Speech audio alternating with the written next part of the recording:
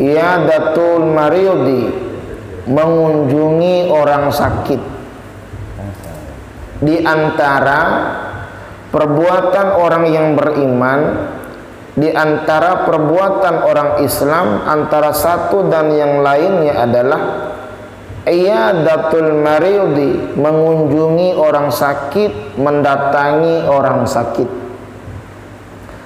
Jemaah sekalian, ini menunjukkan bahwa Islam bukan hanya semata-mata agama yang berhubungan langsung dengan Allah Subhanahu wa taala, bukan hanya mengajarkan bagaimana kita berkomunikasi, bagaimana kita berhubungan, bagaimana kita tunduk patuh di hadapan Allah Subhanahu wa taala. Islam juga agama yang mengajarkan tentang kehidupan sosial kemasyarakatan. Salah satunya adalah ajaran mengunjungi orang sakit, mendatangi orang sakit, mendoakan orang sakit. Ini bagian daripada ajaran Islam, di mana orang Islam dan orang yang beriman melakukan amalan-amalan ini. Iyadatul maridi, mengunjungi orang sakit. Apalagi saat-saat sekarang ini kita masih di bulan Syawal. Kita suka silaturahim, mengunjungi sanak saudara, mengunjungi famili. Ada yang pulang kampung, ada yang mudik. Kalau yang tidak mudik, yang di Jakarta dan sekitarnya, Jabodetabek sekitarnya, mengunjungi satu sama lain. Ini bagian daripada ajaran yang disampaikan oleh Allah Subhanahu wa taala, juga baginda Rasulullah sallallahu alaihi wasallam. Dan kita sudah pada faham jemaah sekalian, manfaatnya orang yang silaturahim, mengunjungi sanak saudara, sanak famili handautalan adalah pahalanya luar biasa. Di samping rezeki kita ditambah dan diberkahkan oleh Allah Subhanahu wa taala, umur kita juga ditambahkan, diberkahkan oleh Allah Subhanahu wa taala. Dan ternyata tidak hanya mengunjungi orang sehat, tidak hanya mengunjungi orang yang sedang bahagia, tapi kita mengunjungi orang sakit. Saat kita mengunjungi orang sakit, maka orang sakit mendapatkan energi kesembuhan sama seperti orang yang mengunjunginya. Nah, ini luar biasa jemaah yang dimuliakan Allah Subhanahu wa taala. Kalau sekarang kan orang suka bilangnya halal bihalal. Nah, oleh sebagian orang halal bihalal nggak ada dalilnya. Ya, istilah itu di Arab tidak ditemukan halal bihalal. Tetapi kalau kita baca dalam hadis baginda Rasulullah sallallahu alaihi wasallam, man kanat lahu mudlimatun li ahadin min 'irdihi aw syai'un falyahallalhu minhu al-yawm. Barang siapa yang menzalimi seseorang, barang siapa yang menyakiti seseorang, barang siapa yang menghina seseorang, barang siapa yang membuli seseorang, min 'irdihi, atau menghina kehormatannya atau merendahkan kehormatan orang tersebut, falyatahallalhu minhul yaum, maka mintalah dihalalkan di dalam dunia ini. Itulah makna halal bihalal. Hadisnya ada, cuman istilah halal bihalal hanya ada di Nusantara, hanya ada di Indonesia, dan di tempat yang lain barangkali tabu masalah ini. Tetapi kalau kita menzalimi orang, kalau kita menyakiti orang, maka mintalah dihalalkan pada hari itu. Artinya maaf memaafkan. Nah, dan di antara ajaran yang mulia itu adalah tidak hanya mengunjungi orang sakit, dan tapi juga mengunjungi orang yang hidup, orang sakit. Saat kita saling mengunjungi tersebut, bahagia orang yang kita kunjungi. Coba saja kalau ada saudara kita yang sedang sakit, dia dirawat di rumah, kita datang, itu bahagianya luar biasa. Energi kesembuhan yang ada dalam dirinya sangat besar. Coba kalau ngurung diri aja sendiri, itu nggak ada yang ngunjungin, lama-lama itu mati orang. Nah, apakah mengunjungi orang sakit ini terdapat fadilahnya, keutamaan-keutamaannya? Nah, kita buka di dalam kitab ini hadis-hadis dari baginda Rasulullah sallallahu alaihi wasallam. Qala Rasulullah sallallahu alaihi wasallam, idza 'adda ar-rajulul maridu khadha fi rahmati fa idza qa'ada 'indahu qarrat fihi.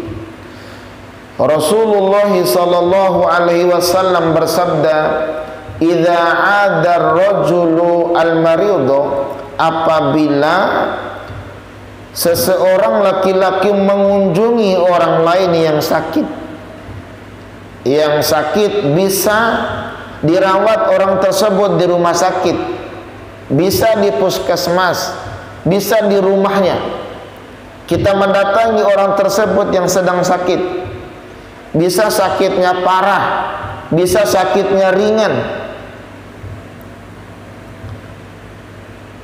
Tapi sekarang kalau yang corona kan nggak boleh dikunjungi. Ya, ngunjunginnya pakai apa? Bisa pakai HP, karena mereka juga megang HP. Kalau enggak, ngunjungin lewat doa. Khadha fi rahmati, saat orang tersebut mendatangi orang yang sedang sakit, mengunjungi orang yang sedang sakit, orang tersebut sedang menyeberangi lautan rahmat Allah. Khadha fi rahmati, sejatinya orang tersebut sedang mengunjungi, sedang menyeberangi lautan rahmat dari Allah Subhanahu wa taala. Saking fadilah luar biasanya mengunjungi orang sakit. Faidha qa'ada indahu, apabila laki-laki tersebut, apabila seseorang tersebut duduk di sisi orang sakit. Jadi kalau kita datangin orang sakit, kita duduk di sampingnya itu. Duduk di sampingnya, bisa di kepalanya, bisa di bagian kakinya, bisa di mana saja. Duduk di samping orang sakit, kata Nabi, qarrat fihi, maka rahmat itu akan tetap ada di dalam dirinya. Ini luar biasa. Jadi kalau kita mendatangi orang sakit, jemaah yang dimuliakan Allah Subhanahu wa taala, itu kita sedang menyeberangi rahmatan Allah Subhanahu wa taala. Dan kita duduk di samping orang sakit, kita menanyakan bagaimana kondisinya, kita mendoakan agar orang tersebut disembuhkan oleh Allah Subhanahu wa taala. Kita memberikan energi terhadapnya, kita membangkitkan semangatnya dalam melawan penyakit-penyakitnya. Kita memberikan sesuatu untuk membangkitkan kesembuhan dalam dirinya, maka bagi orang yang mendatanginya adalah mendapatkan rahmat dari Allah, dan orang tersebut rahmat ada di dalam dirinya. Ini luar biasa jemaah yang dimuliakan Allah Subhanahu wa taala. Jadi kalau kita dengar ada kabar kawan kita yang sakit, ada saudara kita yang sakit, kita datang dari Pamulang ini, kita datang ke rumah sakit Ciputat umpama. Selama dalam perjalanan itu kita sedang menyarungi rahmat Allah. Khadha fi rahmati, mengarungi rahmat Allah Subhanahu wa taala. Kita duduk di sampingnya, rahmat itu masih ada bersama kita. Bagaimana kalau tetangga yang sakit dapat kabar, kita kunjungin ke rumahnya? Itu juga dalam rahmat Allah Subhanahu wa taala. Itu hadis yang menyatakan fadilah, keutamaan mendatangi orang sakit. Lanjutan daripada hadis di dalam kitab ini, wa qala Rasulullah sallallahu alaihi wasallam, dan bersabda juga baginda Rasulullah sallallahu alaihi wasallam, wa idza 'adal muslimu akhahu aw zarahu Qala Allah Ta'ala tibata wa taba tamasyaka wa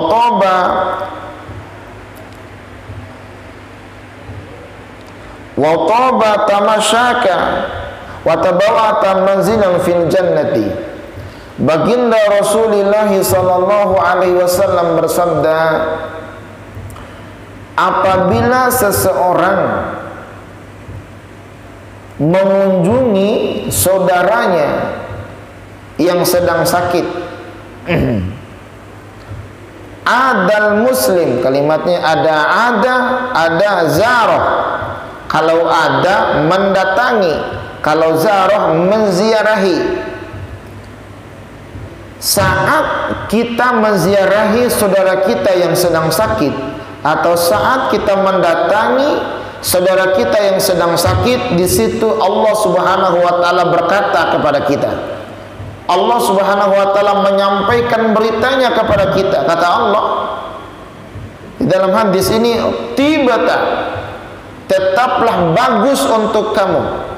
Artinya Allah memuji orang yang menziarahi saudaranya yang sedang sakit, atau Allah memberikan ungkapan yang baik terhadap orang yang sedang mengunjungi saudaranya yang sedang sakit dengan kalimat tibata.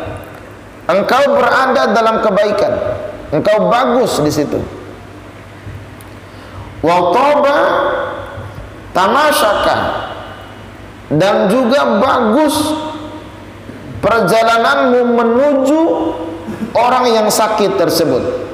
Jadi ada dua pujian dari Allah Subhanahu wa taala lewat hadis ini. Yang pertama, tibata wa taba tamasyaka, bagus engkau melakukan itu, dan bagus juga engkau melakukan perjalanan menuju orang yang sakit tersebut. Jadi kalau hadis yang pertama tadi, kita diliputi rahmat Allah Subhanahu wa taala kalau mengunjungi orang sakit. Dan di hadis yang kedua ini, baginda Rasulullah sallallahu alaihi wasallam bersabda, dan disampaikan oleh Allah Subhanahu wa taala, tibata wa taba tamasyaka, bagus perbuatanmu dan bagus perjalananmu menuju orang yang sakit tersebut.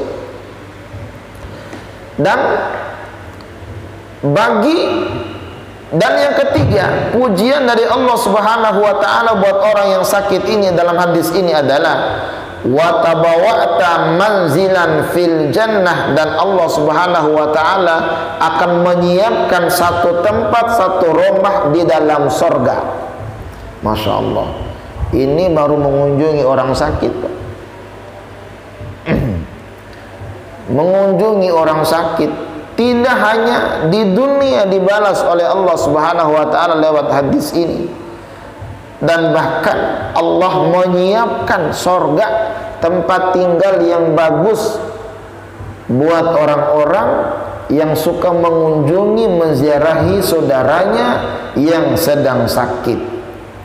Cuman kalau datangin ya jangan banyak nanya di situ. Banyak nanya, orang lagi serba salah, banyak nanya, nanti akhirnya orang yang sakit tersebut menjadi gelisah, nggak tenang. Ala kadar saja pertanyaan-pertanyaannya yang berkaitan dengan sakitnya.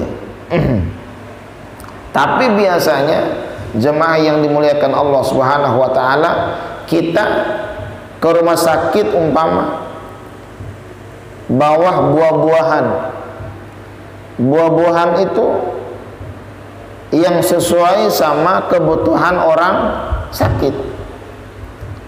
Ini orang sakit lambung umpama, ditawarin kopi malah matiin. Jadi bawakan sesuatu yang berkaitan dengan kesembuhan penyakitnya. Bisa makanan-makanan yang menuntun agar kesembuhan penyakitnya, atau Kalau kita mengunjungi orang sakit, bawa makanan buat yang sakitnya apa? Buat yang nungguin orang sakit yang di rumah sakit, kita nggak paham. Tapi biasanya bagian daripada sedekah itu adalah kita melihat kepentingan orang di rumah sakitnya. Ini yang repot, kita nanya apa yang dirasa Pak? Udah tahu orang sakit, apa yang dirasa? Nah, hadis yang ketiga, masalah ini disabdakan juga oleh baginda Rasulullah sallallahu alaihi wasallam. Wa qala Rasulullah sallallahu alaihi wasallam, tamamu iyadatul maridi ay yad'a ahadukum yadahu ala jabhatihi aw ala yadihi wa yas'aluhu kaifa huwa wa tamu tahiyyatikum al-musafahah. Baginda Rasulullah sallallahu alaihi wasallam bersabda, kesempurnaan mengunjungi orang sakit adalah ayyada'a ahadukum yadahu ala jabhatihi. Seseorang meletakkan tangannya di atas jidatnya. Jadi kesempurnaan mengunjungi orang sakit adalah kita meletakkan tangan kita di atas jidat orang sakit. Saat kita meletakkan tangan kita di atas jidat orang sakit, ada ungkapan dari kita, ada energi yang masuk dari tangan orang sakit kepada jidat, dari tangan orang sehat kepada orang yang sakit. Maka orang kalau sakit apa saja, pasti yang dipegang adalah jidatnya.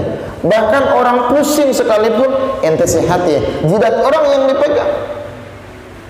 Nah, itu bagian daripada kesempurnaan mendatangi orang sakit.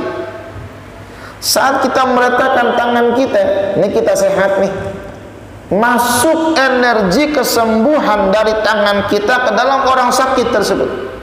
Sambil kita doakan, semoga lekas sembuh. Apalagi dibacakan surat-surat, dibacakan Al-Fatihah, dibacakan ayat kursi, dibacakan Al-Kahfi 10 pertama, Al-Kahfi 10 yang terakhir, dibacakan Qul huwallahu ahad, dibacakan ayat-ayat kesembuhan, atau dibacakan doa Allahumma shfi anta syafi dan selanjutnya.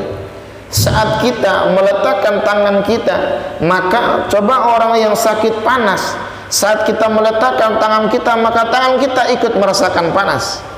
Itu ada semacam kaitan antara orang yang hidup sama orang yang sedang sakit, orang yang sehat sama orang yang sedang sakit. Maka biasakan tangan kita taruh di jidat mereka. Kadang kan kalau ada orang yang sakit panas segala macam, diambilkan handuk terus ditempelkan di jidatnya.